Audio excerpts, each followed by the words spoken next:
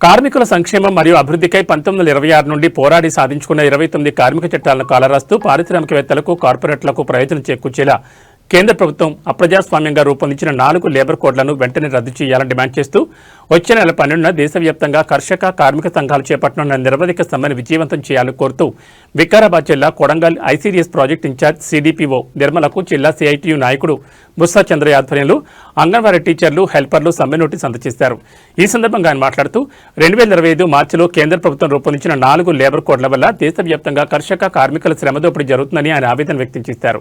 ఈ లేబర్ కోడ్ల వల్ల కార్మికుల హక్కులకు భంగం కలుగుతోందని, కార్పొరేట్ల ప్రయోజనంకై రూపొందించిన లేబర్ కోడ్ను వెంటనే కేంద్ర ప్రభుత్వం రద్దు చేయాలని, లేని పక్షంలో వచ్చే నెల 12న దేశవ్యాప్తంగా కార్మిక సంఘాలు సమ్మెబాట పట్టనున్నట్లు ఆయన హెచ్చరించారు. ఈ సమ్మెలో అన్ని కర్షక కార్మిక సంఘాలు పాల్గొని విజయవంతం చేయాలని ఆయన కోరారు.